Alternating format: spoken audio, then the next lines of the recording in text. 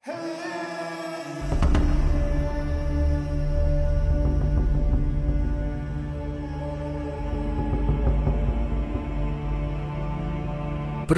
ke Surakarta kali ini agak tergesa karena beberapa kali aku ditemani oleh hujan yang cukup deras. Dan rasanya tidak sreg apabila ke kota Solo namun tidak singgah ke makam tokoh yang sangat lekat dengan kota ini. Beliau adalah Ki Gede Solo. Ada kisah dan legenda yang mengisahkan jika beliau merupakan sosok cikal bakal berdirinya kota Solo ini. Dan sebelumnya, aku ingin mengucapkan terima kasih pada semua teman perjalanan Senyum Indonesia yang telah mengikuti perjalanan Senyum Indonesia dari satu tempat ke tempat lainnya dan telah memberikan apresiasi berupa likes dan juga komentar serta subscribes-nya. Dan mohon maaf jika ada komentar atau apapun yang terlewatkan, serta mohon maaf jika ada kata yang tidak berkenan. Kembali ke kota Solo dan nama Ki Gede Solo. Bagaimana kisahnya? Berikut yang bisa dihimpun oleh Senyum Indonesia.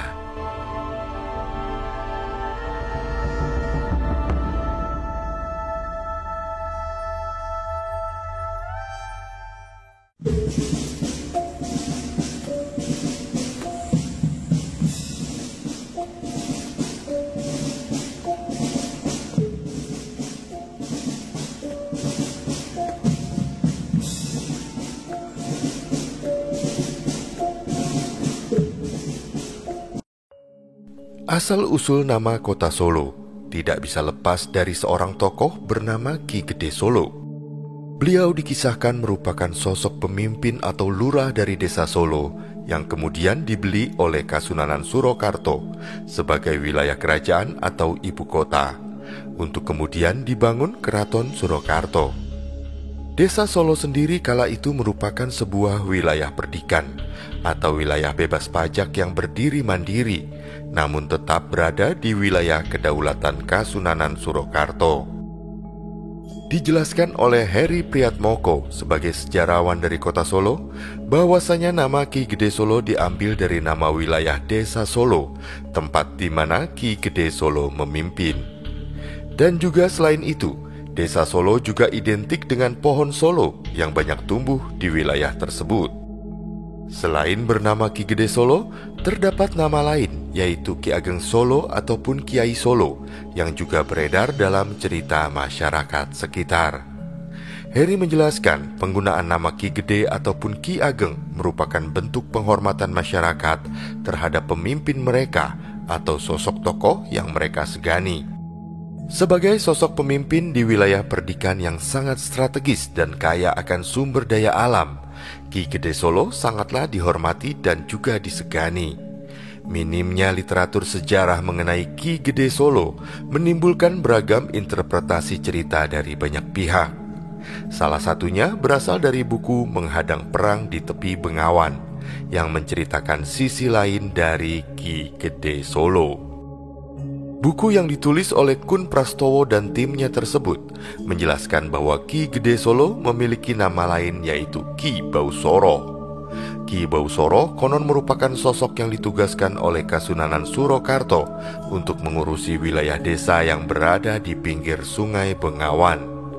Dalam kesehariannya, Ki Bausoro sibuk mengurusi titik pusat pasar persinggahan yang dikunjungi oleh berbagai pedagang dari Gresik, Kalimantan, Cina hingga Belanda. Maka wilayah yang dikuasai Ki Bausoro selain terkenal akan kesuburan tanahnya, juga terkenal dengan ramainya lalu lintas perdagangan. Kun Prastowo dalam bukunya juga menceritakan bahwa banyak pedagang dari luar daerah yang kesulitan melafalkan huruf R dan berubah menjadi L. Akibatnya Ki Bausoro atau Ki Soro menjadi dipanggil Ki Solo. Dalam pengucapannya yaitu Saulo, ejaannya A seperti Au dalam kata beliau. Maka dalam perjalanan waktu, nama Ki Soro juga berubah menjadi Ki Solo ataupun Ki Gede Solo sebagai bentuk penghormatan atas penguasa wilayah setempat. Dalam proses perpindahan ibu kota dari Kartosuro menuju desa Solo, Kun Prastowo menceritakan bahwa saat Ki Gede Solo mendengar rencana tersebut, dirinya tidak merasa berkeberatan. Namun pertentangan dari masyarakat desa Solo tetap terjadi, dikarenakan mereka hanya mendapatkan kayu gelondongan yang digunakan sebagai pengganti rumah yang tergusur. Masyarakat desa yang tidak terima melakukan perlawanan dengan membuka sumber-sumber air yang menyebabkan wilayah desa Solo menjadi banjir. Desa Solo sendiri sebelumnya merupakan wilayah rawa-rawa yang rendah datarannya dan mudah untuk dilanda banjir, apalagi saat itu masih dalam proses pengurukan. Akhirnya terjadilah pertikaian antara Ki Gede Solo dan Paku Buwono II, hingga akhirnya dimenangkan oleh Ki Gede Solo. Pembayaran pun disepakati. Persyaratan lain juga ditambahkan seperti tidak boleh mengusik atau membongkar makam dari ayah Ki Gede Solo dan Pangeran Pablan yang ada di tengah desa. Namun senyum Indonesia yang mencari sumber kuat untuk mengkonfirmasi cerita tersebut tidak ditemukan penguat kisahnya. Lagi-lagi karena minimnya sumber data sejarah. Sementara Kun Prastowo yang menuliskan buku Menghadang Perang di Tepi Bengawan menjelaskan jika tulisannya mengenai Ki Gede Solo merupakan bentuk usahanya untuk memelihara cerita rakyat di tengah masyarakat yang diwarisi turun-temurun.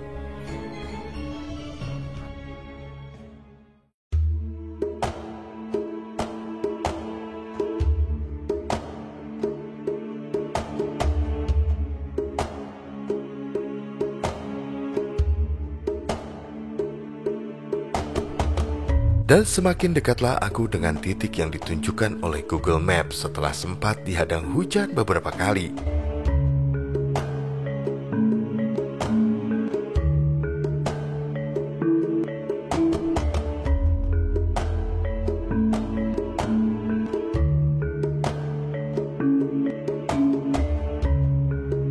Namun bukan perkara mudah untuk mengikuti titik di Google Maps, karena 2 kali aku melintas di titik yang ditunjukkan tapi tidak melihat tanda-tanda keberadaan pemakaman yang aku cari. Setelah menggunakan teknik TPS atau tanya penduduk sekitar, barulah aku berhasil menemukannya.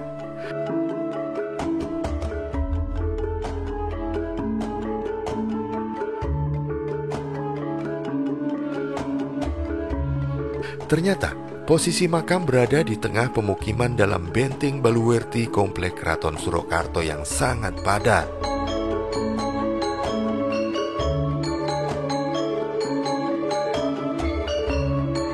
Aku kemudian memasuki sebuah gang kecil yang mengarah ke gang yang lebih sempit.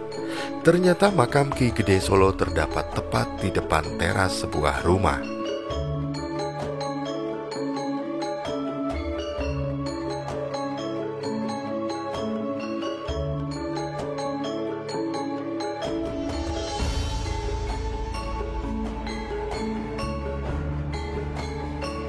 Tampak beberapa makam yang dikelilingi tembok.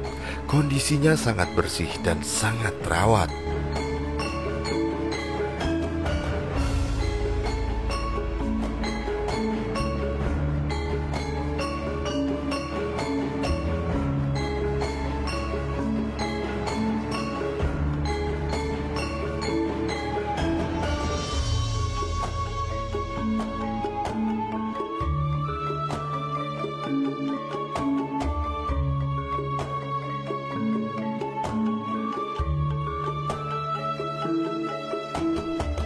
Angin semilir membuatku betah berada di makam yang sejuk ini. Selain makam Ki Gede Solo, juga terdapat makam Kiai Carang dan juga Nyai Sumedang yang dikabarkan merupakan sahabat dari Ki Gede Solo.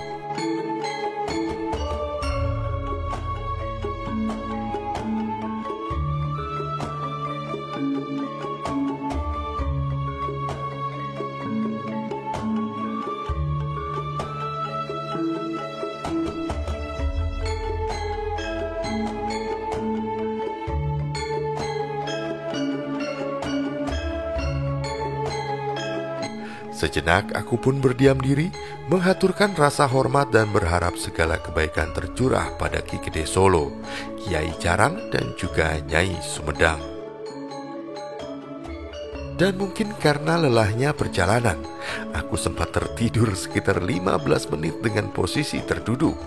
Dan luar biasa, badanku jadi sangat segar setelah tersentak karena titik gerimis yang mulai turun.